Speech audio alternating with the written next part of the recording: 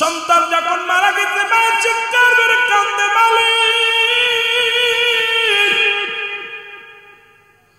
আমার কলিজার টুকরা সন্তান মারা গেল গো, তওবা নসিব হলো না, কালেমা নসিব হলো না, আল্লাহ দুনিয়া থেকে বিদায় হয়ে গেল। আল্লাহ চোখের পানি ছেড়ে মা জননী কাঁদতে লাগলেন। হঠাৎ করে দরজার মধ্যে একটা আওয়াজ আসলে, মা জননী ডাকতে বলে কে? বলে মা গো আমি হাসান বসরি। জোরে জোরে চিল্লায় বলেন মারহাবা। বলে হুজুর আপনি আইছেন, আমার সন্তান আর বেঁচে নাই, আমার সন্তান চিরদিনের জন্য বিদায় হয়ে গেছে, আর কোনোদিন মা বলে ডাকবে না, আর কোনোদিন আমি আপনার বিরক্ত করব না, মা বলে আর আমার কলিজার টুকরা ডাকবে না, দুনিয়া থেকে বিদায় হয়ে গেছে। মা ডাক দেয়া পর মা বলতেছে হুজুর আমার সন্তান আর দুনিয়ার মধ্যে নাই, বিদায় হয়ে গেছে।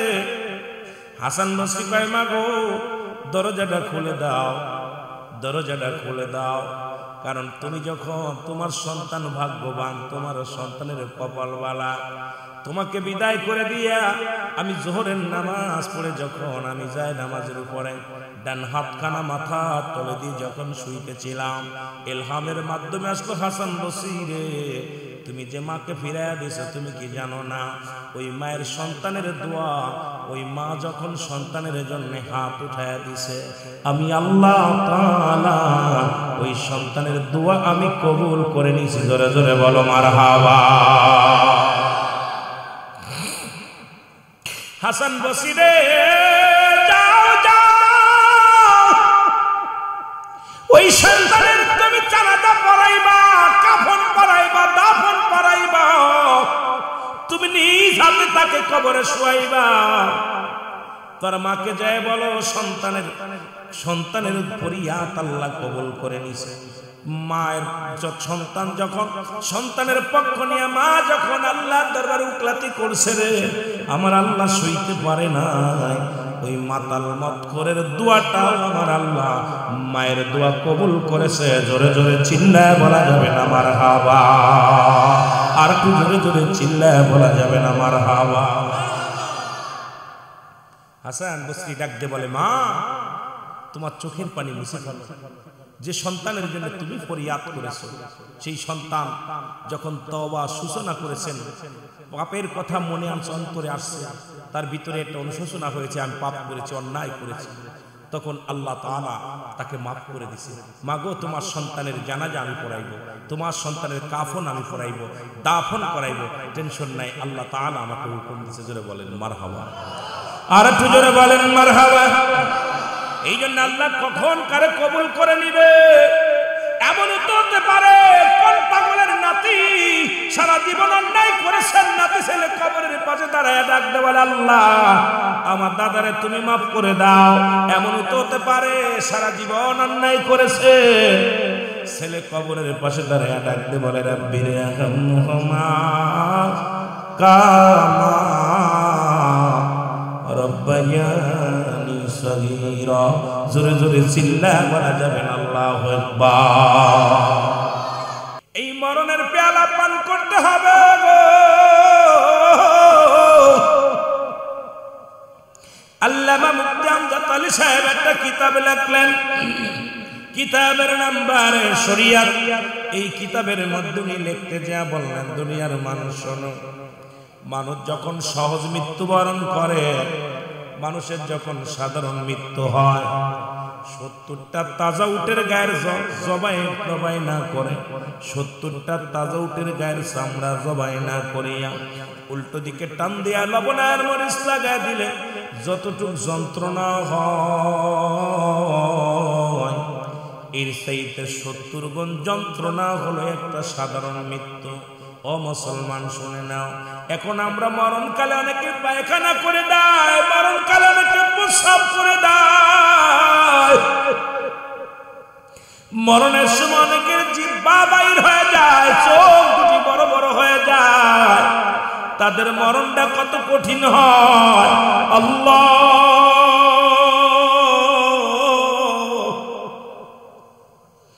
কত মানুষের জানাজা পড়াইলাম, কত মানুষের জানাজা পড়াইলাম, কত মানুষের কাফন পরাইলাম, কত মানুষের দাফন করাইলাম। আল্লাহ, কোন দিন যেন আমার জানাজার জন্য মানুষ তৈরি হয়ে যাবে, আমার কাফনের জন্য লোকজন চলে আসবে, আমার কাফনের জন্য, আমার কবর খোঁড়ার জন্য আল্লাহ এই দুনিয়ার মধ্যে আগমন করবে লোকজন। আল্লাহ, ওই মরণের আগে আমাদের ইমানটারে তুমি মজবুত বানিয়ে দিও। জোরে জোরে চিল্লায় বলা যাবে না আল্লাহু আকবার। রে আজ না হয় কাল তুমি যাইবা কবরে, মরার পরে দেখবে চেয়ে গো তোমার ছবি রইল ওরে, মরার পরে আরো জোরে বলেন, মরার পরে দেখবে চেয়ে গো তোমার ছবি রইল, মরার পরে দেখবে। এ দুনিয়ার মুসলমান,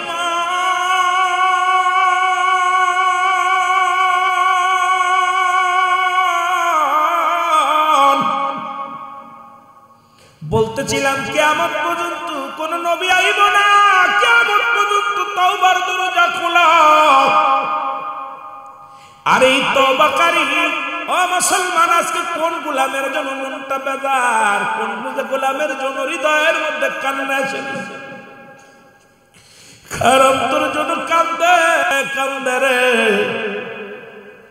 মুসলমান। শুনে দাও, একটা কথা বলে আমি আলোচনা শুরু করি রে দাদু ভাইরা। হাসান বসরি নাম শুনেছেন? আল্লাহু আকবার। পৃথিবীর মধ্যে হাসান বসরি জানেন, উনার দরবারে নারী পুরুষ দুজন বড় ভক্ত ছিল গো। শুনে নেন, এক মাতাল করে তওবা কবুল, এক মাতাল করে আল্লাহ জান্নাত দিল। আজকে ছেলেদের ইতিহাসটার মধ্যে আমার কথাগুলো মনে পড়ে গেল। আল্লাহ কখন কার দোয়া কবুল করবে বাজান রে, আলোচনা অনেক দিকে রয়েছে, আমি শুরু করবো আস্তে আস্তে, আমরা আলোচনার মধ্যে যাব। এই মাতাল কিছুদিন পরে তার বাবা মারা গেলেন, মা তাকে নিয়ে লালন পালন করতে লাগলেন। বড় আশা ছিল কোরআনের পাখি বানাবে, বড় আলেম হবে, মাদ্রাসায় লেখাপড়া করাবে, বিখ্যাত একজন আলেম হবে, বড় আশা করলেন মা জননী। ও মুসলমান, কিন্তু সন্তান এত দুষ্ট হয়ে গেলেন, বড় হয়ে নামাজ পড়ে না, রোজাও রাখে না, হজ করে না, যাকাত দেয় না, দুনিয়ার মধ্যে মাদক সেবন করে, খারাপ কাজ করে বেড়ায়। মা জননী প্রতিনিয়ত হাসান বসরির কাছে যে দোয়া চায়, হাসান বসরি গো, আল্লাহর ওলি গো, আমার সন্তানের জন্য দোয়া করেন। মায়েও দোয়া করে, হাসান বসরি দোয়া করে, কিন্তু সন্তান কোন রকম ভালো হলো না, নষ্ট হয়ে গেল, নামাজ পড়ে না, শরীয়তের বিধান মানে না, এই দুনিয়ার মধ্যে মাদক সেবন, মাদক সেবিকা হয়ে গেল। জোরে জোরে চিল্লায় বলা যাবে না আল্লাহু আকবার। আমার ভাইরা, আমার বন্ধুরা, হঠাৎ একদিন মা জননী ডাক দিয়ে বলেন, খোকা শোন, এই দুনিয়া থেকে বিদায় নিয়ে চলে যেতে হবে গো, এই দুনিয়ার মধ্যে কেউ থাকবো না, থাকাও সম্ভব না, তওবা কর, ফিরে আয়, দিনের পথে ফিরে আয়। সন্তান বলে, মা তোমার কোনো কথা আমি রাখতাম না। এই মুসলমান এমন একটা মরণ ব্যাধি হলো, এই ব্যাধিতে পড়ে গেলেন, মা জননী অনেক কষ্ট করে চিকিৎসা করলেন, টাকা পয়সা খরচ করলেন, কিন্তু সন্তানের রোগ ভালো হলো না। হঠাৎ একদিন মা মাথার মধ্যে হাত বুলাইতেছে, সন্তান যুবক ঘুমাইতেছে, মা জননী ডাকতে বলে, আমার আল্লাহ তুমি আমার সন্তানকে কবুল করে নাও, দিনের পথে কবুল করে নাও। হঠাৎ সন্তান ডাকতে বলে, মা আমি এমনই অসুস্থ, না যেতে পারবো হাসান বসরির কাছে, তুমি আমার জন্য দোয়া করো, আর হাসান বসরির কাছে যাও, সেজন্য আমার তওবা করায় দেয়। আমারে যেন আমার আল্লাহ মাফ করে দেন। হাসান বসরির কাছে চলে গেলেন মা জননী। লম্বা ইতিহাস বাবা শুনে লন। হাসান বসরির কাছে যে মা জননী নালিশ দিলেন, হুজুর আমার সন্তান তওবা করতে চায়, আপনি দয়া করে যদি আমার সন্তানকে তওবা করাইতেন তাহলে আমার জীবন ধন্য হতো। হাসান বসরি ডাকতে কয়, মা গো, তোমার ওই সন্তান যদি মারা যায় আমি জানাজায় যাব না। সন্তান যদি মারা যায় তাহলে আমি কি করব না? ওই সন্তানের মাটি দিব না, সন্তানের জন্য দোয়া করব না, তোমার সন্তানকে আমি তওবা করাতে পারবো না। তুমি বিদায় হয়ে যাও, আমার কদম থেকে বিদায় হয়ে যাও। মা জননী কাঁদতে কাঁদতে বাড়ি আসলেন। বাড়ি এসে দেখে সন্তান পড়ে আছে বিছনার মধ্যে। ডাকতে বলে, বাবারে তোর কপাল খারাপ, হাসান বসরিকে ডাকতে গেলাম, হাসান বসরি আসে নাই, তোকে তওবাও করাবে না, তুই মারা গেলেও তোর জানাজা পড়াবে না, তোর মারা গেলে তোর কবর করবে না, মাটি দিবে না। হাসান বসরি বড় কষ্ট পেয়েছে। সন্তান ডাকতে বলে, মা মা গো শুনে নাও, আমি দুনিয়া থেকে বিদায় হয়ে যাব গো মা। ও মা, তোমার কাছে একটা দাবি করে যায়, আমি যদি মারা যায় আমার এই লাশখানা কোনো গোরস্থানে রাখবে না গো মা। আমার এই লাশ যদি কোনো গোরস্থানে শোয়া দাও, ওই পাপিষ্ঠ বান্দার কারণে অন্য মানুষের কষ্ট হবে গো মা। তুমি আমার এই লাশখানা গলায় রশি দিয়া টানতে টানতে জঙ্গলের ভিতরে ফেলে দিবা গো মা, না হয় কোথাও কোথাও কোনো বনের ভিতরে ফেলে দিবা। আমার লাশটা কুকুর শিয়ালে ছিঁড়ে খাবে গো মা। আমার এই লাশখানা গোরস্থানে রাখবা না, কারণ আমার কারণে গোরস্থান অন্য মানুষের কষ্ট হবে গো মা। মা জননী চোখের পানি ছেড়ে কাঁদতে লাগছে আল্লাহর দরবারে, আল্লাহ তুমি আমার সন্তানকে মাফ করে দাও, ক্ষমা করে দাও। আমার বাগানেরা শুনে নেন, এ মুসলমান, হঠাৎ করে সন্তান মারা গেল। সন্তান যখন মারা গেছে মা চিৎকার করে কাঁদতে বলে, আমার কলিজার টুকরা সন্তান মারা গেল গো, তওবা নসিব হলো না, কালেমা নসিব হলো না। আল্লাহ দুনিয়া থেকে বিদায় হয়ে গেল। আল্লাহ চোখের পানি ছেড়ে মা জননী কাঁদতে লাগলেন। হঠাৎ করে দরজার মধ্যে একটা আওয়াজ আসলে। মা জননী ডাকতে বলে, কে? বলে, মা গো আমি হাসান বসরি। জোরে জোরে চিল্লায় বলেন মারহাবা। বলে, হুজুর আপনি আইছেন, আমার সন্তান আর বেঁচে নাই, আমার সন্তান চিরদিনের জন্য বিদায় হয়ে গেছে, আর কোনোদিন মা বলে ডাকবে না, আর কোনোদিন আমি আপনার বিরক্ত করব না, মা বলে আর আমার কলিজার টুকরা ডাকবে না, দুনিয়া থেকে বিদায় হয়ে গেছে। মা ডাক দেওয়ার পর মা বলতেছে, হুজুর আমার সন্তান আর দুনিয়ার মধ্যে নাই, বিদায় হয়ে গেছে। হাসান বসরি কয়, মা গো দরজাটা খুলে দাও, দরজাটা খুলে দাও, কারণ তুমি যখন তোমার সন্তান ভাগ্যবান, তোমার সন্তানের কপালওয়ালা, তোমাকে বিদায় করে দিয়া আমি জোহরের নামাজ পড়ে যখন আমি যাই নামাজের উপরে ডান হাতখানা মাথা তলে দিয়ে যখন শুইতেছিলাম, ইলহামের মাধ্যমে আসলো, হাসান বসরি রে তুমি যে মাকে ফিরাইয়া দিছো তুমি কি জানো না? ওই মায়ের সন্তানের দোয়া, ওই মা যখন সন্তানের জন্য হাত উঠাইয়া দিছে, আমি আল্লাহ তাআলা ওই সন্তানের দোয়া আমি কবুল করে নিয়েছি। জোরে জোরে বলো মারহাবা। হাসান বসরি রে যাও যাও, ওই সন্তানের তুমি জানাজা পড়াইবা, কাফন পরাইবা, দাফন পরাইবা, তুমি নিজ হাতে তাকে কবরে শোয়াইবা। তোর মাকে যায় বলো সন্তানের ফরিয়াদ আল্লাহ কবুল করে নিছে। মায়ের সন্তান যখন সন্তানের পক্ষ নিয়ে মা যখন আল্লাহর দরবারে উকলাতি করছে রে, আমার আল্লাহ সইতে পারে না। ওই মাতাল মতখোরের দোয়াটা আমার আল্লাহ মায়ের দোয়া কবুল করেছে। জোরে জোরে চিল্লায় বলা যাবে না মারহাবা, আর একটু জোরে জোরে চিল্লায় বলা যাবে না মারহাবা। হাসান বসরি ডাকতে বলে, মা তোমার চোখের পানি মুছে ফেলো, যে সন্তানের জন্য তুমি ফরিয়াদ করেছো সেই সন্তান যখন তওবা সূচনা করেছেন, পাপের কথা মনে অন্তরে আসছে, তার ভিতরে একটা অনুশোচনা হয়েছে, আমি পাপ করেছি, অন্যায় করেছি, তখন আল্লাহ তাআলা তাকে মাফ করে দিয়েছে। মাগো, তোমার সন্তানের জানাজা আমি পড়াইব, তোমার সন্তানের কাফন আমি পড়াইব, দাফন করাইব, টেনশন নাই, আল্লাহ তাআলা আমাকে হুকুম দিয়েছে। জোরে বলেন মারহাবা। আর একটু জোরে বলেন মারহাবা।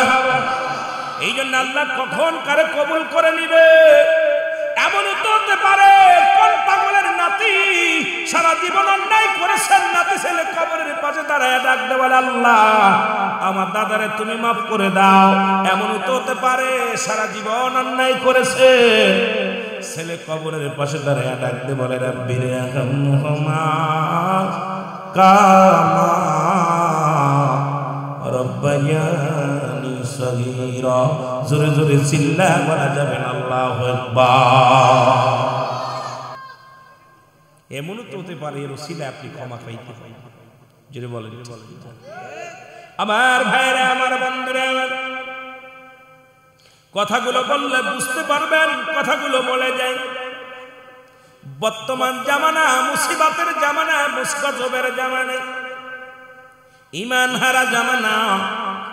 যে কথা বলতেছিলাম, আমাদের দেশের অনেক শায়েখরা কোরআনের ভুল ধরার জন্য উঠে পড়ে লাগছে। তারা বলে কোরআনের মধ্যে ভুল আছে, কোরআনের অধিকাংশ আয়াত জাল, কোরআনের অধিকাংশ সূরাগুলো জাল। তার মধ্যে এক নাম্বার তারা ধরেছে সূরা ইখলাস। কারণ মূর্তি পূজারী যারা আছে, যারা চন্দ্র পূজারী আছে, যারা আল্লাহকে বাদ দিয়ে অন্যকে যারা উপাসনা করে, তারা চিন্তা করেছে যদি সূরা ইখলাসটা যদি বন্ধ করে দেওয়া যায়। কারণ দেখছেন কিছুদিন আগে ওই শায়েখ যিনি বললেন বাথরুমে সালাম দেওয়া যায়, ওই শায়েখ বলছে একসাথে কালেমা পড়া দূরত্ব নাই, না যায়। লা ইলাহা একমাত্র জিকির হবে আল্লাহর জন্য, ইল্লাল্লাহু এই মুহাম্মদ শব্দটা আল্লাহর সঙ্গে নেওয়া যাবে না। কত বড় গাদ্দারের বাচ্চা! শুনে নেন মুসলমান, ঈমান হরণ করার জন্য উঠে পড়ে যারা রাখছে, বলে কালেমা কালেমা পড়বে, ইল্লাল্লাহু পর্যন্ত মুহাম্মাদুর রাসূলুল্লাহ এই বাক্যটা নিয়ে আসরে জোরে জোরে চিল্লায় বলেন নাউজুবিল্লাহ। আর একটু জোরে বলেন নাউজুবিল্লাহ। আমার বাবারা শুনে নেন, অথচ কোরআন শরীফ সেই শুনেছি ৬৬৬৬ আয়াত, এখন কে কয় ৩৩টা আয়াত শুনেছেন, ১১৪টা সূরা। এই সূরার একটা মুসলমান একটা জবরের ভুল নাই, একটা জেরের ভুল নাই, একটা নুক্তার ভুল নাই। কারণ কিয়ামত পর্যন্ত কোনো ব্যক্তি পারে নাই কোরআনের একটা আয়াত লিখে দিতে, একটা সূরা কোনোদিন কেউ লিখে দিতে পারে নাই। কারণ আল্লাহর কিতাব আল্লাহ তাআলা পাঠাইছে আমার হাবিবের কাছে গোটা মানবের জন্য। আল্লাহ বলেন যালিকাল কিতাবু লা রাইবা ফীহি। আল্লাহ বলে এটা সেই কিতাব, সে কোন কিতাব? আসমানি কিতাব। এই কিতাবের মধ্যে কোনো ভুল নাই, কোনো জোরের ভুল নাই, জবরের ভুল নাই। এ মুসলমান দিলের কান্দা লাগা শোনো গো, এই কোরআনের মধ্যে কোনো ভুল আছে কিনা? এই জন্য যুগে যুগে কোরআনের হাফেজদের উপর আঘাত চলেছে। তারা চাইছে কোরআনের পাখিগুলো যদি বিদায় করে দেওয়া যায়, কোরআন তাদের ভিতর থেকে সিনা থেকে যদি উঠায় দেওয়া যায়, তাহলে মানুষকে গোমরাহি বানানো বড় সহজ হয়ে যাবে। এই জন্য যুগে যুগে শুধু হাফেজদের উপরে আঘাত চলছে, শুধু হাফেজদেরকে দেখে দেখে হত্যা করেছে। কারণ কোরআন যদি তাদের সিনা থেকে চিরতরে বিদায় করে দেওয়া যায়, তাহলে মুসলমানদেরকে গোমরাহি করার একমাত্র উপায় হবে। জোরে জোরে বলেন ঠিক কিনা? আজকে কোরআনের ভুল ধরে কারা? ওই সমস্ত নাস্তিকেরা। আমার আল্লাহ বলে কারামান, আল্লাহ বলে হুদাল লিল মুত্তাকিন। এই কোরআন সবার জন্য না, হিদায়াত প্রাপ্ত বান্দাদের জন্য, আল্লাহর প্রিয় বান্দাদের জন্য কোরআন। এই জন্য যারা আল্লাহর প্রিয় তারা কোরআনকে মানে, হাদিসকে মানে, কোরআনের জন্য তারা জীবন গড়ে, কোরআনের জন্য তারা জীবন দিয়ে দেয়, কোরআনের জন্য তারা মানুষকে ভালোবাসে, কোরআনের জন্য মানুষকে ঘৃণা করে। কারণ কোরআনের বিধান তারা মানতে যাইয়া জীবন দিতে রাজি আছে। জোরে জোরে বলেন ঠিক কিনা? আর একটু জোরে জোরে চিল্লায় বলেন আল্লাহু আকবার। আমি যে কথা বলতেছিলাম ওই মূর্তি পূজারীরা, এই মূর্তি পূজারীরা শুনে নাও, তাদের ধারণা যদি কোরআনের মধ্যে তারা বলতেছে সূরা ইখলাসটা হলো জাল, কারণ এই সূরাটা আমার আল্লাহ বলেন, আমার সাথে পড়েন, বিসমিল্লাহির রাহমানির রাহিম। এইটা মাইক বন্ধ করো। কুল হুয়াল্লাহু আহাদ আল্লাহু সামাদ লাম ইয়ালিদ ওয়া লাম ইউলাদ ওয়া লাম ইয়াকুল লাহু কুফুয়ান আহাদ। জোরে জোরে চিল্লায় বলা যাবে না মারহাবা। আল্লাহ ডাকতে বলে, গাবি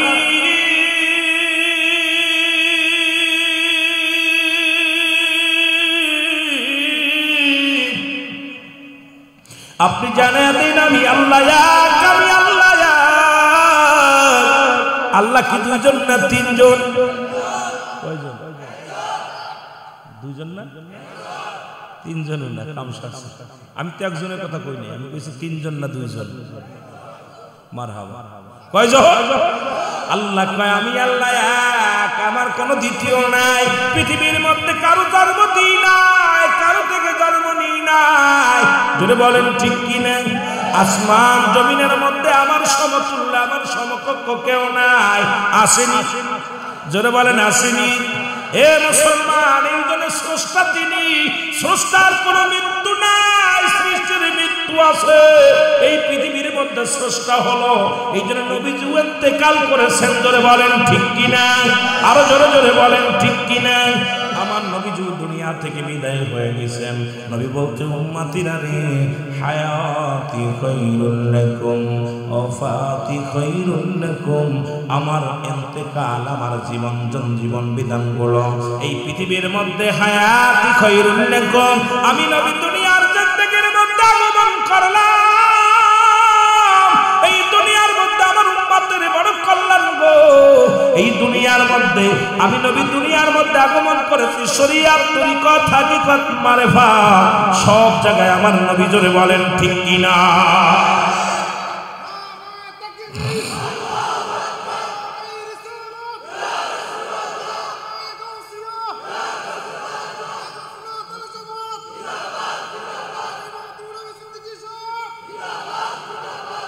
হায়াতি খায়রুল লাকুম, আমার হায়াতের জিন্দেগিটা উম্মতের জন্য কল্যাণ। নবী আমাদের মতো কথাবার্তা বলেছে, সংসার করেছে, বাজারঘাট করেছে, চলাফেরা করেছে, তাই বলে নবী আমগার মতো না। জোরে বলেন ঠিক কিনা? তাই বলে নবী আমগার মতো কিছু ব্যাগ কোলেরা চিন্তা করছে। নবী বলতেন হায়াতি খায়রুল লাকুম, আমার হায়াতের জিন্দেগিটা আমার উম্মতের জন্য কল্যাণ স্বরূপ। সুবহানাল্লাহ। কারণ শরীয়তের দিক তাকাইবেন নবী, হাকিকতের দিক তাকাইবেন নবী, ব্যবসা বাণিজ্য যা করবেন সব দিকে আমার নবী। জোরে বলেন ঠিক কিনা? আবার নবী বলতেছেন, আমি যে বিদায় নিয়ে গেছি, কিছু বেঈমানেরা কয় নবী মরে গেছে, সব শেষ। এই বুকার দলেরা শোন, নবী বলে ওয়াফাতি খায়রুল লাকুম, আমার ওয়াফাতটাও আমার উম্মতের জন্য কল্যাণ স্বরূপ। সুবহানাল্লাহ বলেন। আরো জনে বলেন, আরো জনে বলেন। নবীজির ইন্তেকাল হয়েছে, অনেকে কয় নবী মরে গেছে। আরে এটাও আমার উম্মতের জন্য কল্যাণকারক। কারণ নবীজি বলতেছেন, কারণ কোন উম্মত যখন ভালো কর্ম করে তখন আমি নবী প্রশংসা করি আল্লাহর দরবারে। আবার যদি কোনো উম্মত গুনাহের কাজ করে, আমি আল্লাহর দরবারে তওবা করি, ইস্তেগফার করি উম্মতের হইয়া। জোরে বলেন মারহাবা। আরো জোরে, আরো জোরে। তাহলে নবীজিকে নিয়ে যারা ভুল আছে, আজকে তাদের জন্য বলে যে ঈদে মিলাদুন নবীর কথাটা এখানে চলে আসবে। অনেক আলোচনা, আমি বাইরে হয়ে গেছে, এখান থেকে আলোচনা করতে গেলে সময় লাগবে। ঈদ মানে আনন্দ, মিলাদ মানে জন্ম বৃত্তান্ত। সুবহানাল্লাহ বলেন না? আজকে আমার দেশের তথাকথিত কিছু বেঈমান ভাইরা মিলাদ মানেন না, ঈদে মিলাদুন নবী শুনলেই তাদের চুলকানি ওঠে। জোরে বলেন ঠিক কিনা? তাদের জন্য দলিল সূরা ইখলাস। আমার আল্লাহর বাবার নাম কি? কথা বলবেন, তাড়াতাড়ি বলবেন। অনেক ওয়াজ হয়েছে, বাবা দেরি করলে লস। আমার আল্লাহর বাবার নাম কি? মার নাম কি? দাদার নাম কি? দাদির নাম কি? বংশ কি? তাহলে আমার আল্লাহর কোনো মৃত্যু নাই, নবীজির মৃত্যু আছে। কারণ নবীজি, আমার নবীর বাবার নাম আব্দুল্লাহ, মার নাম আমেনা, নবীর দাদার নাম আব্দুল মুতালিব, দাদির নাম 6 জন দাদি ছিল, আপন দাদির নাম ফাতিমা, নবীজির নানার নাম ওহাব জরি, নানির নাম বাররা। জোরে জোরে চিল্লায় বলেন মারহাবা। তাহলে স্রষ্টার মৃত্যু নাই, সৃষ্টির মৃত্যু আছে। সুতরাং আমার নবীর মিলাদ আছে, নবীর মিলাদ আছে, আল্লাহর মিলাদ নাই। সুতরাং মিলাদুন নবী, আমার নবীর মিলাদ, এটা আমার নবীর মিলাদ শব্দের অর্থই জন্ম বৃত্তান্ত। সুতরাং আমার নবী দুনিয়ার মধ্যে আসছে, আমার আল্লাহ পাঠাইছে, সুতরাং নবীজির জন্ম ছিল, এই জন্য মিলাদুন নবী মানতে হবে। জোরে বলেন ঠিক কিনা? আরো জোরে বলেন। কথা বুঝতে পারছেন আমার? স্রষ্টাকে আর সৃষ্টি আমি আপনি, সৃষ্টি আমি আপনি, তাদের মধ্যে। সুতরাং আমার আল্লাহর কোনো জন্ম না, আল্লাহর কারোর থেকে জন্ম নেয় নাই, কারোর জন্ম দেয়। আর নবী জন্ম নিয়েছে, জোরে বলেন ঠিক কিনা? নবীর বাবার নাম আরো জোরে বলেন। বাবার নাম আব্দুল। তাহলে ওনার বংশ পরিচয় ছিল শরিয়াতে নবীজি একজনের গর্ভ থেকে আসছেন। নবীজির বাবার নাম আব্দুল্লাহ, মার নাম আমেনা, দাদার নাম আব্দুল মুতালিব, দাদির নাম ফাতিমা, নানার নাম হাফজুরি, নানির নাম বাররা। বংশ হলো কুরাইশ বংশ। জোরে বলেন মারহাবা।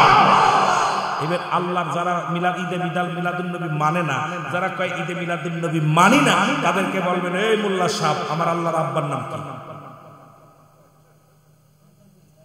জন্ম নাই কার? জন্ম আছে কার? নবীজি। জন্ম আছে কার? জন্ম নাই কার? আল্লাহ কা আমি কারো জন্ম দিই নাই, কারো থেকে জন্ম নিই নাই। জোরে বলেন ঠিক কিনা? নবী জন্ম নিছে আবার জন্ম দিয়েছে। জোরে কোন ঠিক কিনা? নবী জন্ম নিছে, নবীজি জন্ম দিয়েছে। তাহলে আমার নবীজি একে বুঝতে হবে। এই জন্য মিলাদ শব্দের অর্থই হলো জন্ম বৃত্তান্ত। ঈদে মিলাদুন নবী, মিলাদ হলো আমাদের মুসলমান মুসলিম মিল্লাদের ঈদ হলো 5টা। কয়টা? জোরে বলেন কয়টা? অনেক ওয়াজ রয়েছে বাবা, আমি যেদিকে কিছু ওদিকে আসতে হবে। ছাত্রদের বিষয়ে কথা বলা লাগবে, সমাজের বিষয়ে কিছু কথা বলা লাগবে। সময় পাবো কি জানি না, দলিল পড়াছি। যেটা বলতেছিলাম খেয়াল করবেন, মুসলিম জাতির ঈদ কয়টা? আজকে একটা ঈদ চলে গেছে। যেটা বলেন ঠিক কিনা? 1 নাম্বার ঈদের নাম হলো ঈদে মিলাদুন নবী সাল্লাল্লাহু আলাইহি ওয়াসাল্লাম। 2 নাম্বার ঈদের নাম হলো ঈদুল ফিতর। 3 নাম্বার ঈদের নাম ঈদুল আযহা। 4 নাম্বার ঈদের নাম হলো ইয়ামুজ জুম্মা। 5 নাম্বার ঈদের নাম হলো আরাফাতের ময়দান। জোরে বলেন মারহাবা। কয়টা ঈদ? জোরে বলেন। যারা 2টা ঈদ বলবে তাদের ঈদ মানা যাবে না। মুসলিম জাতির প্রথম ঈদের নাম হলো, 1 নাম্বার ঈদের নাম হলো ঈদে মিলাদুন নবী সাল্লাল্লাহু। মনে থাকবে? কথা বলেন মনে থাকবে? আজকে একটা ঈদ চলে গেছে, ইয়ামুজ জুম্মা। জোরে বলেন মারহাবা। আরো জোরে। তাহলে আমরা বুঝলাম আজকে ঈদে মিলাদুন নবী সাল্লাল্লাহু আলাইহি ওয়াসাল্লাম উপলক্ষে যে আজকে এটাও একটা আপনাদের এলাকার জন্য একটা বড় ঈদ। 1 বছর পরে যখন মাহফিল হয়, একটা আনন্দ ভিতরে আসে। জোরে বলেন ঠিক কিনা? এটাও বিশাল একটা ঈদ। তবে মুসলিম জাতির ঈদ হলো 5টা। কয়টা? আরো জোরে বলেন কয়টা? 5টা। মনে থাকবে? যেটা মনে থাকবে। যারা নবীর মিলাদ মানে না, একবার বলবেন হুজুর আপনি সূরা ইখলাসটা তাফসীর করেন। কারণ আল্লাহর জন্ম নাই, নবীর জন্ম আছে। আল্লাহ জন্ম দেয় নাই, নবী জন্ম দিছে। এখন আপনি বলেন আল্লাহর মৃত্যু, আল্লাহ এক, আমার নবীজির আব্বা মা সব ছিল, বংশ পরিচয় ছিল। সুতরাং পৃথিবীর মধ্যে কথা বললে, নবীকে নিয়ে কথা বললে হিসাব করে কথা বলবেন। যারা বলেন ঠিক কিনা? একটু মহব্বতে দুরূদ শরীফ পড়েন। আল্লাহুম্মা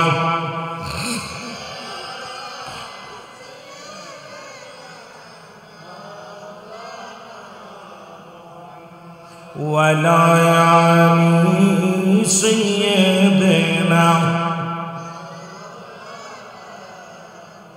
এই কোরআনের পাখিগুলো শুনে নাও দাদু ভাইরা। পৃথিবীর মধ্যে ডাকাত বসিরউদ্দিন নামে ছিল 40 জন ডাকাতের সর্দার। নাম কি? বসিরউদ্দিন ডাকাত বসিরউদ্দিন। তিনি আল্লাহর ওলি হলেন। আজকে কোরআনের পাখিদেরকে যারা ভালোবাসেন শুনে নেন বাবা, দিলের কান্ডা লাগা শোনেন। বললাম আলোচনা একদিকে যেতে পারবো না, চারিদিকে ঘুরাতে হবে। এই জন্য কোথায় যায় আলোচনা মনে রাখবেন। ডাকাত বসিরউদ্দিন উনি 40 জন ডাকাতের লিডার ছিলেন, কমান্ডার ছিলেন। প্রতিদিন তাকে আল্লাহ একটা নারী দান করলেন। ভালো একটা বউ, সতী সাথী একজন নারী ছিলেন, আল্লাহওয়ালা একজন বিবি ছিলেন। কিন্তু বসিরউদ্দিন ডাকাতি করতেন, মানুষের মাল হরণ করতেন। পৃথিবীর মধ্যে এই মালগুলো কেড়ে নিয়ে আসতেন, মানুষের কাছ থেকে কেড়ে নিয়ে চলে আসতেন, ভোগ বিলাস করতেন। একদিন ডাকাতের বউ ডাক দিয়ে বলে, স্বামী পৃথিবীর মধ্যে আপনার কাছে একটা দাবি করব, আপনি দয়া করে আমারে হারাম খাওয়াবেন না, আমাকে আপনি হালাল খাওয়াবেন। প্রয়োজন হলে না খেয়ে থাকবো, তবু হারাম আমারে খাওয়াবেন না। কারণ হারাম জিনিস আমাকে খাওয়া দুনিয়ার মধ্যে জীবন যাপন করার সুযোগ দিবেন না। আপনার কাছে একটা দাবি করব, আমি যদি সারাদিন না খেয়ে থাকি আমার কোনো কষ্ট নাই, তবু আপনি হারাম পথ অবলম্বন করবেন না, ওই হারাম জিনিস আমারে ভক্ষণ করাবেন না। জোরে বলেন মারহাবা। আমার ভাইয়েরা, আমার বন্ধুরা, ডাকাতির সৈন্যরা চলে আসলেন। হুজুর আজকে ডাকাতি করতে যেতে হবে অমুক জায়গায়। স্ত্রী বলেন, স্বামী রে আপনার পায়ে ধরে আজকে যেতে দিব না, কারণ আপনি ডাকাতি করতে পারবেন না, মানুষকে কষ্ট দিতে পারবেন না, মানুষের মাল হরণ করবেন না। আপনার কাছে আমার একটা দাবি, আমি আপনার স্ত্রী হয়ে বলতেছি আপনি এমন কষ্ট দিবেন না। ও দুনিয়ার মুসলমান শুনে নাও, বিবিকে উনি এমন মারা মারলেন, বিবিকে অনেক আঘাত করলেন, আঘাত করে ফেলেছে চলে গেলেন ডাকাতি করতে। যাইতেছিলেন, মরুপ্রান্তরে যাইতেছিলেন, হঠাৎ দেখে একটা ছোট্ট বালক কান্দে বসে বসে, ওই জঙ্গলের মধ্যে বসে বসে কান্দে। কান্নায় আওয়াজ বসিরউদ্দিনের কানে লাগছে। 40 জন ডাকাতির সর্দার। উনি বললেন, ভাইয়েরা তোমরা দাঁড়াও। বলে, কেন? আমার কেন যেন মন চায় আজকে আমি ওই কান্নার আওয়াজ একটা ভেসে আসছে আমার কানে, কে কান্না করে রে, আমি দেখে আসি, তোমরা দাঁড়াও। উনি চলে গেলেন, আস্তে আস্তে চলে গেলেন, যা দেখে একটা বালক বসে বসে কান্দে, তার মা নাই, তার বাবা নাই, বাবা মা দুজনই বিদায় হয়ে গেছে দুনিয়া থেকে, বড় এতিম। বসিরউদ্দিন যা বলে, বালক তুমি কেন কান্দো? বালক বলে, হুজুর আমি কেন কান্দি? এই জগতের মধ্যে আমার মা নাই, এই জগতের মধ্যে আমার বাবা নাই,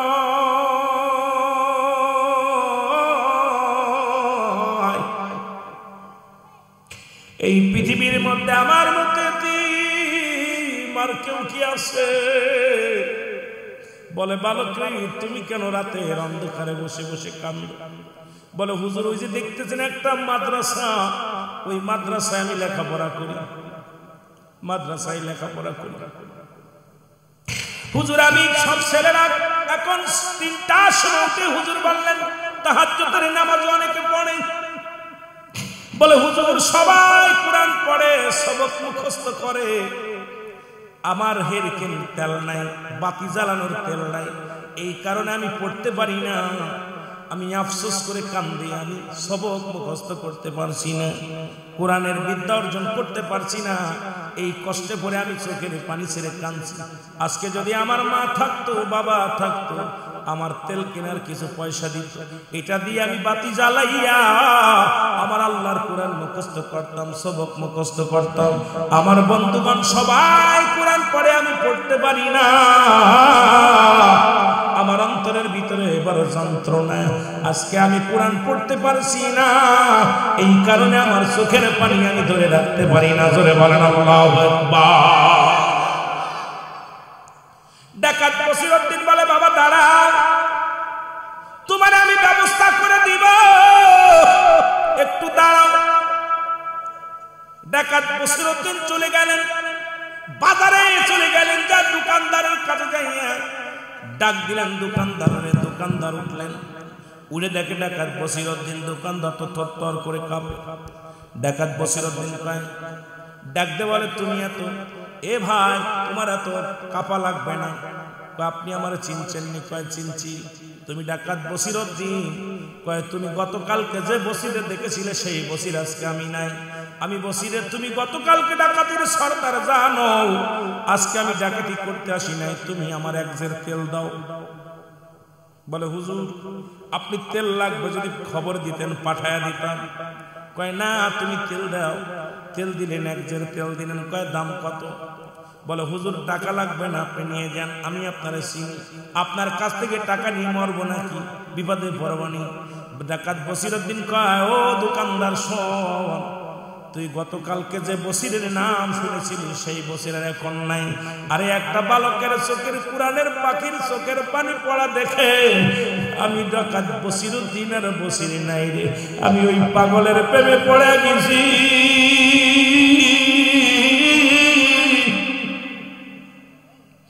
দাম কত?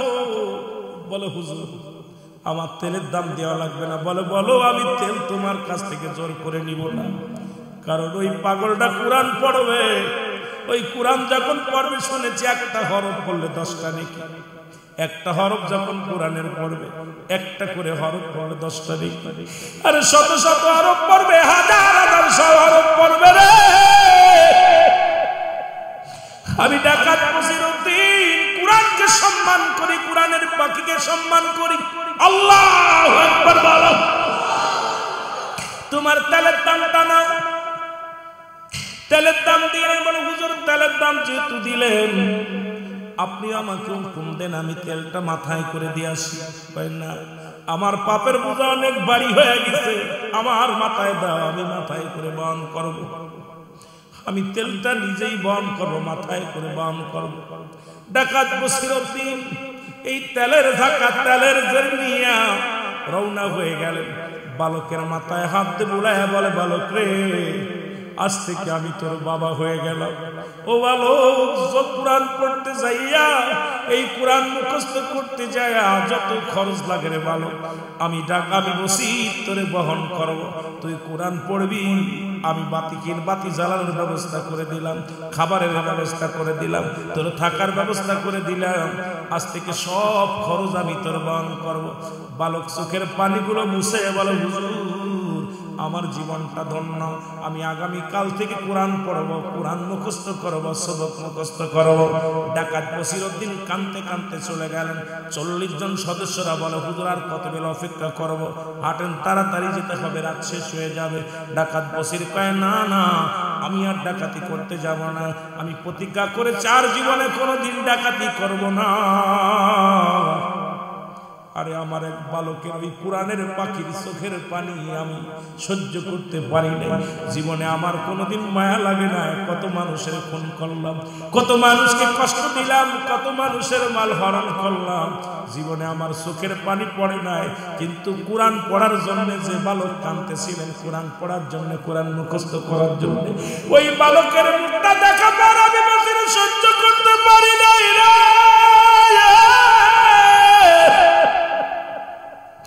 আমি বসির তওবা করেছি, জীবনে আর কোনোদিন ডাকাতি করব না।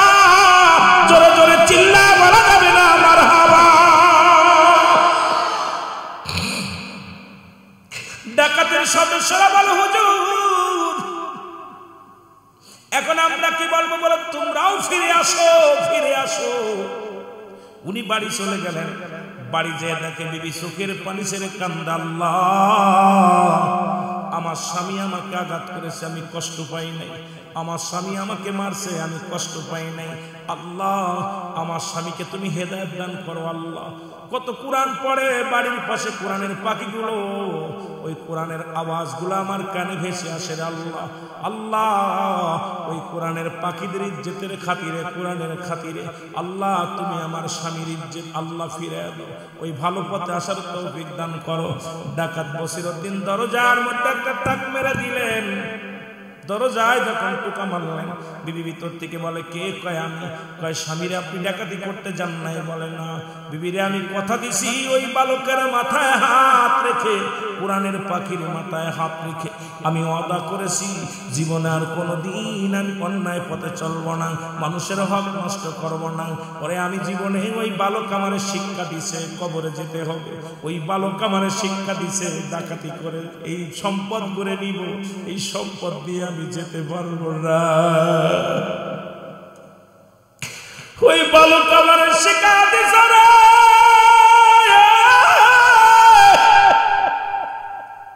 এই দুনিয়ার রং তামাশা করে টিকে থাকা যাবে না, এই দুনিয়ার যতই মারামারি করি বেঁচে থাকা যাবে না। ওই ছোট মাসুম বাচ্চার মা নাই, দুনিয়া থেকে বিদায় হয়ে গেছে, বাবা বিদায় হয়ে গেছে। এমনি তো আমার আল্লাহ বলে নাই কুল্লু মান আলাইহা ফান, সব কিছু শেষ করে দিবে আমার আল্লাহ। আল্লাহ কয়ে বান্দার এই জমিনটা আমি রাখবো না, এই জমিনের মধ্যে যত মাটি আছে মাটিগুলো আমি আল্লাহ পুরায়া তামা বানায়া দিব, এই জমিনের মধ্যে যত পানি আছে আমি আল্লাহ পুরায়া ছাই বানায়া দিব। আমি কিচ্ছু বলতে কিচ্ছু রাখবো না, সব কিছু আমি চূর্ণ বিচ্ছিন্ন করে দিব। সেদিন থাকবো শুধু আমি আল্লাহ। কি থাকবে? আমার আল্লাহ কয় বান্দারে সেদিন থাকবো আমি আল্লাহ, আর আমি থাকবো আমার নবীর ভালোবাসা নিয়ে। ওই বালক আমারে শিক্ষা দিছে রে, এই কুরআনই একমাত্র কবরের সম্বল, এই কুরআনই একমাত্র কবরের আমল। এই দিনের পথ হলো জীবনের কবরের একমাত্র সম্বল। আমি আর জীবনে কোনোদিন ডাকাতি করব না, অন্যায় পথে চলব না, অন্যায় করব না, কাউকে করতে দিব না। জোরে জোরে চিল্লায় বলা যাবে না মারহাবা। আমার মরণ আসিবে কখন কেউ তো জানি না, আমার মরণ এই আমি চলে যাব, আমায় তোমরা ভুইলা যাইও না। আমি চলে যাব, আমায় তোমরা না, আমার মরণ আসিবে কখন। টাকা পয়সা দালান কোটা যাহা করেছি, সব কিছু ফেলাইয়া যাবি একাই চলেছি রে। আমি সব কিছু ফেলাইয়া যাবি একাই চলেছি। আমি যাবার কালে ভেবে দেখি আমার কেহ নাই, আমি যাবার কালে ভেবে দেখি আমার মরণ আসিবে কখন কেউ তো জানি না, আমার মরণ আসিবে। ডানে বামে মাটি, আমার মাটির বিছানা ডানে। এরে বিবি ডাকতে বলে স্বামী রে,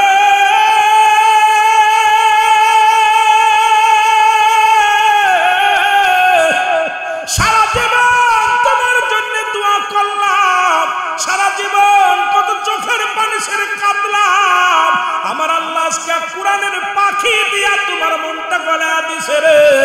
জোরে জোরে চিল্লায় বলা যাবে না আল্লাহু আকবার। স্বামী রে, ও স্বামী,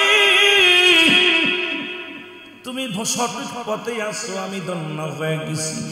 ডাকাত বসিরউদ্দিন কয় বিবি রে, আমি বড্ড ভুল করেছি রে বিবি, এত আঘাত করলাম, তুমি আমার জন্য কান্দ, আমার জন্য ভাবো। বিবি কয় স্বামী রে, আপনি আমার স্বামী, আপনি আমার সব, আপনার জন্য দোয়া করি। আমাকে আঘাত করলে আমি ব্যথা পাই না, কষ্ট পাই না, কিন্তু আপনি যখন অন্যায় পথে চলেন বড় কষ্ট লাগে। ওই কোরআনের পাখির ইজ্জতের খাতিরে আল্লাহ আপনাকে হিদায়াত দান করেছে। চলেন যায়, সকাল বেলা যাবেন। সকাল হয়ে গেল, মুসলমান শুনে নাও, অমন মুসলমান কুতুবউদ্দিন বখতিয়ার কাকির দরবারে চলে গেলেন। তৎকালীন জামানায় বিখ্যাত একজন আল্লাহর ওলি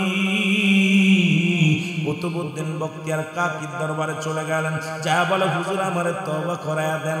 বলে কি হয়েছে বিস্তারিত বলো। কয় হুজুর আমি জীবনে কত অন্যায় করলাম, জীবনে আমার মন কাঁদে নাই, জীবন অন্তরের ভিতরে ভয় ঢোকে নাই। আজকে একজন কোরআনের পাখি কোরআন পড়ে একজন তালবেলা, সে আমার চক্ষু খুলে দিছে। সে আমাকে বলছে হুজুর আমার মা চলে গেছে, বাবা চলে গেছে, আমার কখন যেন চলে যেতে হয়। এই দুনিয়া থাকার জায়গা নয়, বাহাদুরি নয়, এই কোরআনই একমাত্র সম্বল। আর এই কোরআন আমি পড়ি, ওই মাদ্রাসায় কোরআন পড়ি, ওই কোরআনের সবক পড়ার জন্য সে চোখের পানি ছেড়ে দিছে। কোরআন শিক্ষা করার জন্য চোখের পানি ছেড়ে দিছে। হুজুর ওই বালকের চোখের পানি আমি সইতে পারি না, ওই বালকের কান্না আমি সহ্য করতে পারি না। আল্লাহ, ওই বালকের কান্নায় আমার অন্তর কেঁদেছে। আর সঙ্গে সঙ্গে আমি তওবা করেছি, জীবনের অন্যায় পথে চলবো না, জীবনের অন্যায় করব না। কুতুবউদ্দিন বখতিয়ার তারে তওবা করায়া দিলেন। গভীর রাত্রে এলহাম শুনে ডাকাত বসিরউদ্দিন ওই কোরআনের পাখির ইজ্জতের খাতিরে আমার আল্লাহ তোমারে এই জামানার আল্লাহর কুতুব বানায়া দিছে। জোরে বলেন মারহাবা, আল্লাহু আকবার বলো। এ মুসলমান শুনে নাও, সেই পাখির এখানে লেখাপড়া করে। আপনি হয়তো বুঝে গেছেন, বুঝতে পারেন না দুনিয়ার জিন্দেগি। একটু আগে যে চোখে আঙ্গুল দিয়া শিখায়া দিয়ে গেছে, কেমনে কি করা লাগে সেটা আমরা অনেকে জানি না, কেমনে গোসল করাইবা জানি না, কেমনে জানাজার সামনে দাঁড়াইবা জানি না, সব কিছু করে থাকবে, আমি আপনি থাকবো না রে বাজান। এই জন্য আমাদের কোরআনের সময় আমাদের নিজের আলেম হতে হবে, যদি না পারি ছেলেদেরকে আলেম বানাইতে হবে, যদি না পারি নাতিপুতিদের বানাইতে হবে, যদি না পারি তবু আলেমদের সঙ্গে সুসম্পর্ক রাখবে। যারা বলেন ঠিক কিনা? তুমি আলেম হও, যদি না পারলা তুমি ছেলেকে করো, ছেলে যদি না পারো নাতিপুতিরে করো আলেম, যদি তাও না পারো তবু আলেমদের সাথে সুসম্পর্ক রাখো। আজকে দেখলাম এই মাদ্রাসার সঙ্গে আমার ভাইয়েরা যারা সভাপতি সেক্রেটারি কয়েকটা আমার সাথে যাদের সাক্ষাৎ হয়েছে, যারা অঙ্গাঙ্গী ভাবে জড়িত আছে, কোরআনের পাখিদেরকে ভালোবাসে, সুবহানাল্লাহ বলেন না বলেন। আর এই কোরআনটাকে ধূলিসাৎ করার জন্য উঠে পড়ে লাগছে সমাজ, উঠে পড়ে লাগছে কার কোরআনকে, এই কোরআনটাকে ধরে রাখতে হবে। এখানে কোরআন যখন পড়ে তখন এলাকার মধ্যে এই যখন কোরআনের পাখিগুলো কবরের পাশ দেয়, কবরের আযাবগুলো আল্লাহ মাফ করে দেয়। জোরে বলেন সুবহানাল্লাহ। আর একটু জোরে বলেন, আর একটু জোরে বলেন। শুধু তাই নয়, আমি এদের আলোচনা করেই তো সময় শেষ করে ফেলেছি বাবা। বিশেষ করে কোরআনের পাখি একটা ঘটনা দেখলাম, একজন ছেলে তাকে তার জায়গিরি যিনি তার বাড়ি খেতেন তাকে জাহান্নামে নিয়ে গেছে, তাকে আগুনে পোড়াইতেছে। ছোট বালক শুধু পড়েছিল আলিফ বা তা সা। তুমি যখন কবরে মারা গেছে, মারা গেলে মান রব্বুকা মান দীনুকা মান নাবিয়ুকা, তার ছেলেটা বলতো আলিফ বা তা সা। সুবহানাল্লাহ বলেন। আলিফ বা তা। ফেরেশতা বলতেছে আল্লাহ কোন বিপদে পড়লাম, এরে জিগাই তোর রবকে, তোর দ্বীনকে, তোর রাসূলকে, ও আলিফ বা তা সা। আমার আল্লাহ বলে হে ফেরেশতা ওরে হিসাব দিও না, ওরে ধরো না, কারণ ও মাদ্রাসায় যে এই সবে মাত্র 3টা হরফ পড়েছে আলিফ বা তা সা, এই 4টা হরফের বিনিময় আমি আল্লাহকে নাজাত দিয়ে দিলাম, জান্নাত দিয়ে দাও। জোরে বলেন সুবহানাল্লাহ। এখন ওই পাখিটা যার বাড়ি লজিং ছিল, ও মারা যাওয়ার পর ওনাকে জাহান্নামে নিয়ে গেছে। আর ওকে আমি বইটা দেখার পর আমি আশ্চর্য হয়ে গেছি। মরে যাওয়ার পর তখন ওকে জাহান্নামের ফেরেশতারা যখন জাহান্নামে নিয়ে গেছে, পুরা ঘ্রাণ মানুষের দেহে যখন আগুন দিছে ওর নাকে লাগছে, ও ছটপট করা শুরু করছে। তুমি ছটপট করো কেন? ইব্রাহিম আলাইহিস সালাম ছোট বালকদের সঙ্গে খেলা করে, সুবহানাল্লাহ বলেন না। জান্নাতের ভিতরে ইব্রাহিম আলাইহিস সালাম বালকদের সাথে খেলা করবে, সুবহানাল্লাহ বলেন। যারা ছোটবেলা মারা যায়, ছোট্ট যারা পিচ্চি যারা মারা যায়, যারা নাবালক নাবালিকা যারা মারা যায়, এদের সঙ্গে খেলাধুলা করবে হযরত ইব্রাহিম আলাইহিস সালাম। মারহাবা বলেন। ইব্রাহিম আলাইহিস সালাম বলতেছে কি রে তুই ছটপট করছিস? কয় আমি একটা ঘ্রাণ পাইতেছি, আমার যার বাসায় থেকে আমি খানা খেয়ে আলিফ বা তা সা করেছিলাম, ওই সেই আমার ভাইরা, আমার বন্ধুরা, আমার ওই সেই পাগলটা, ওই সেই পাগলটা জাহান্নামের ভিতরে পড়তেছে, আমি ওকে জাহান্নাম থেকে বাঁচাও, না হলে আমাকে জাহান্নামে দাও। জোরে বলো সুবহানাল্লাহ, আরো জোরে বলো। তো এই 4 হরফের বিনিময় আল্লাহ তাকেও জান্নাত দিয়েছে। জোরে বলেন সুবহানাল্লাহ। তাহলে আমাদেরকে বুঝতে হবে দাদু ভাইরা, আমরা যে অনেকেই কোরআনের অনেকে বলে হুজুর ব্যবসা খুলে নিছে, কোরআন অনেকে চিন্তা করে মাদ্রাসা খুলে নিছে, ব্যবসা খুলে নিছে। এ ভাই আমার ওদিকে নিয়ত দরকার নেই, আমার নিয়ত হলো এখানে আমার সন্তান দিব, এখানেই সরবে, আমার জানাজা পড়বে, আমার জন্য দোয়া করবে। রাসূল বলছেন তোমাদের যাদের পিতামাতা, তোমাদেরকে আমি এমন একটা আমল দিব, যাদের তোমাদেরকে এমন একটা আমল শিখাই দিব, যে আমল করলে তোমরা কবুল হজের সওয়াব পাবা। জোরে বলেন সুবহানাল্লাহ।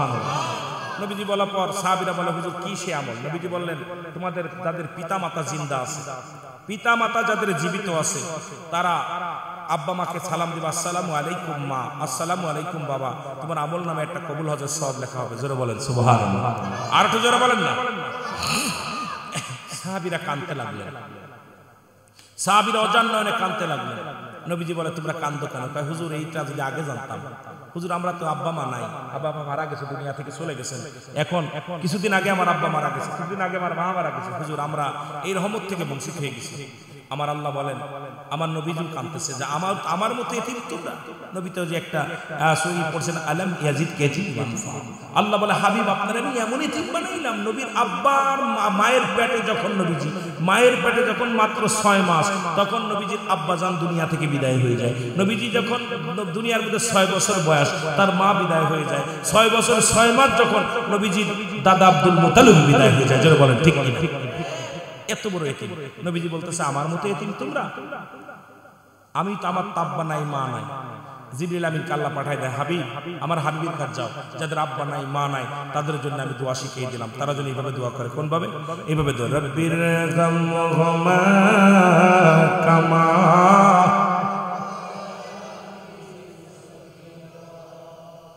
পিতা মাতার জন্য দোয়া শিখিয়েছে। কেরা শিখাইছে? আরো জোরে বলেন, কে শিখাইল? আল্লাহ শিখাইল। সুতরাং আজকে যাদের আব্বা নাই, যাদের মা নাই, এ মুসলমান, দুনিয়া থেকে বিদায় হয়ে গেছে, তাদের জন্য হুজুর ওয়াজ করছে তিনটা জিনিস কাজে লাগে। নাম্বার 1 হলো নেক আমল। কি আমল করছি কেউ বলতে পারি না।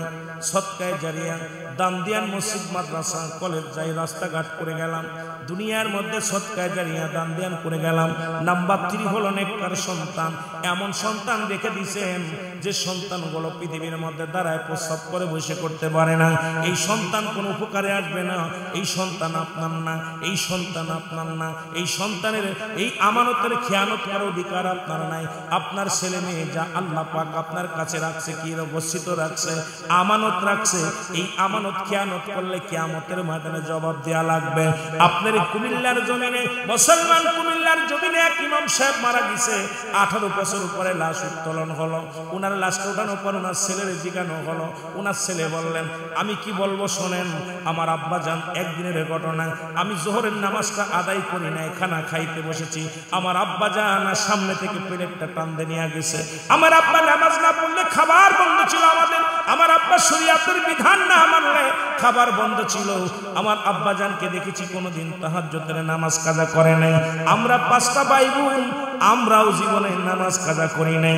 আমরা কোরআনের পাখি, 2টা ভাই কোরআনের হাফেজ। আমার 2টা বোন, তাদেরকে আমি কোরআন শিক্ষা দিছি। মুসলমান একটা বোন মারা গেছে, আমরা 2 ভাই বেঁচে আছি, 2 বোন দুনিয়ার মধ্যে বেঁচে আছে। 5টা ভাই বোন, আরেকজন ছিল কোরআনের হাফেজ। কিন্তু আমার আব্বা জান কোনোদিন আমাদের খেয়ানত করে যান না, আমানতের খেয়ানত করেন নাই। আমার আব্বা জান 5টা ভাই বোনকে লালন পালন করেছে, কোরআন হাদিস শিক্ষা দিছে। বাবারে শুনে নাও, 18 বছর পরে লাশ উত্তোলন হলো। তার গায়ের কাপড়ের কাপড় পচে না, তার গায়ের মধ্যে একটু আঘাত লাগছে, তাজা রক্ত বাইর হয়ে গেছে। প্রমাণ বেশি দূরে না, আপনাদের কুমিল্লার জমিনে। সুতরাং আমরা যদি এমন জীবন গড়ে থুয়ে যাব, যে জীবনে সন্তানাদি কবরে বসে বসে কবরের পাশে দাঁড়ায় দাঁড়ায় কাঁদবে, আমরা এমন জীবন করব, আমরাও কিছু নিয়ে যাব, সন্তানদেরও কিছু দিয়ে যাব, যেটা আমার আপনার কবরে কাজে লাগবে। এই দুনিয়ার সম্পদ কাজে লাগবে না মুসলমান। এই দুনিয়ার সম্পদ খাবে লোকে, আপনার দেহ খাবে পকে। জোরে বলেন ঠিক কিনা? কার জন্য তুমি সুদ খাও, কার জন্য ঘুষ খাও, কার জন্য অন্যায় করো, কার জন্য তুমি অন্যায় পথে চলে রে মানুষ। এ মুসলমান শুনে নাও, এই জন্য একটা কথা বললে আপনারা বুঝতে পারবেন। ছোট্টবেলা শুনেছি মানুষের মতো মানুষ হতে হবে।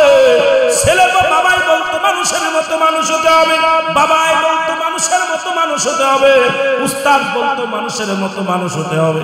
চিন্তা করতাম, বাবাও মানুষ, আমিও মানুষ, মাও মানুষ, আমিও মানুষ, উস্তাদও মানুষ, আমিও মানুষ। উস্তাদ একটু মুরব্বী, আমি ছোট্ট মানুষ। আমি তো মানুষ ছাড়া অন্য কিছু নয়, পৃথিবীর শ্রেষ্ঠ মাখলুকাত হলাম আমি। তারপরে কেন মানুষের মতো মানুষ হতে বলে? শুনে নেন বাবারা, শুনে নেন। আজকে যে সন্তানগুলো যারা আজকে এই যে ট্রেনিং করলো, নামাজ পড়ে, কোরআন পড়ে, শরীয়তের বিধান মেনে চলে, হালাল খাদ্য খায়, এরা মানুষ কি অমানুষ? এরাই হলো মানুষ। এ মুসলমান শুনে নেন, বিদেশ থেকে, বিদেশে লেখাপড়া করে বড় ডিগ্রি আনছে, মাস্টার ডিগ্রি নিয়ে পিএইচডি করে বাংলার জমিনে এসে অফিসে বসে তারা ঘুষ খায়। এই ঘুষখোর মানুষ না মানুষ? এই ঘুষখোর জন্ম দিছে শরীয়তে। আপনি নাম করেন আপনার ছেলে ডক্টর, আপনার ছেলে ইঞ্জিনিয়ার, ও যে অফিসে বসে ঘুষ ছাড়া তার কলম চলে না। ও মুসলমান শুনে নেন, এমন সন্তান রেখে গেলেন। ও মুসলমান শুনে নেন, আজকে আমি গেছি বৃদ্ধ আশ্রমে গেছি, সবচেয়ে বেশি দেখেছি শিক্ষিত মানুষের, জেনারেল শিক্ষিত মা বাবাই বৃদ্ধ আশ্রমে বেশি।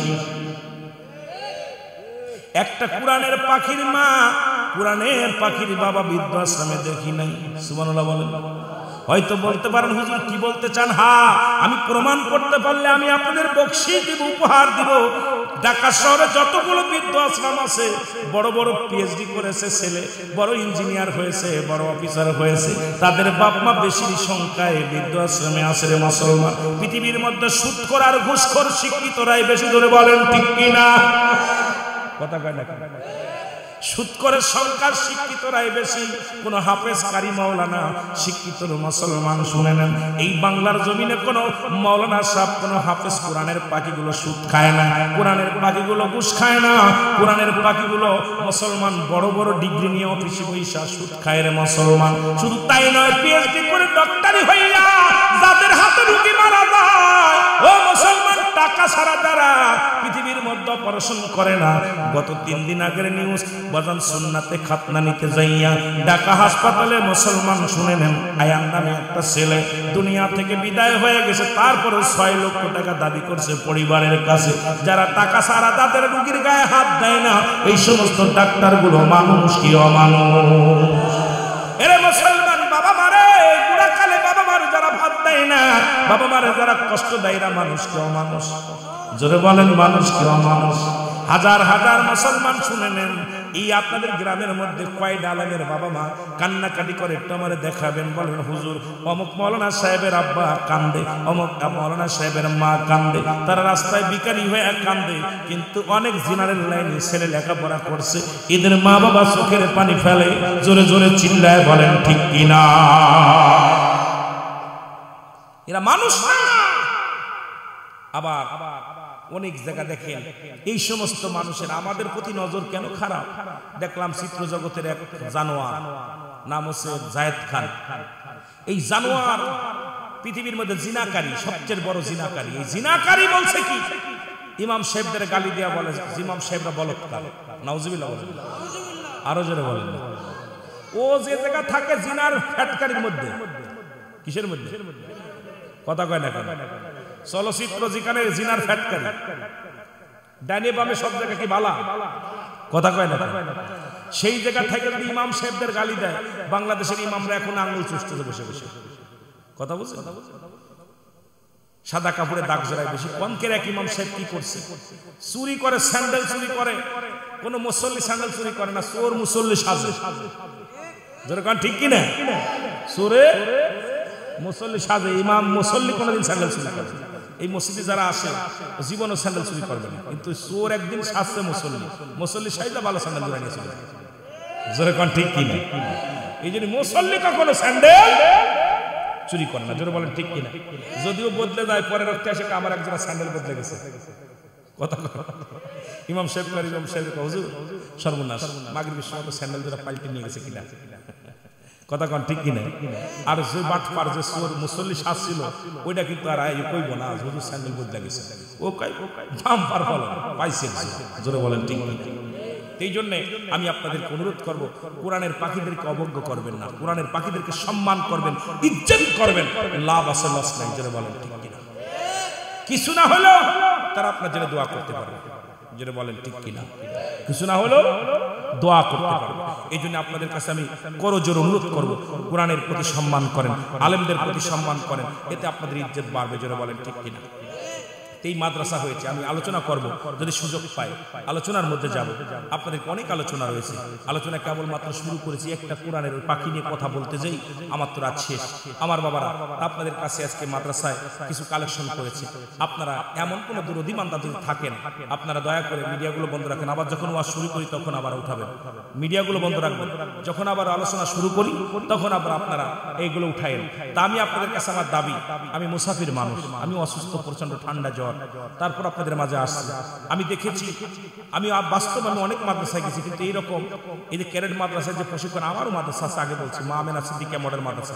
এই ছেলেরা কেউ উঠবি না, ভয় কোরআনের মাহফিলে বলবেন, আদব পরিদর্শন করে, আজরাইল যে কোনো মুহূর্তে নিয়ে যেতে পারে, আমার নিয়ে যেতে পারে, মস্তানি করে লাভ নাই। কোনো মানুষের নিঃশ্বাসের কোনো বিশ্বাস, কত টাকাওয়ালা বাড়িওয়ালারা শুয়াই ফেলছে মিনিটের ভিতরে।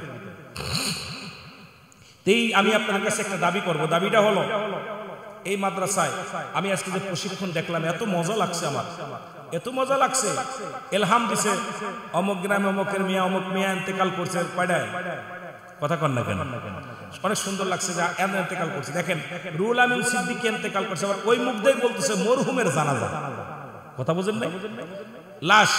তখন আর কিন্তু তার পরের বার কিন্তু বলে নাই যে অমুক ব্যক্তি, কি নাম কইছে, এই নামটা কি করল?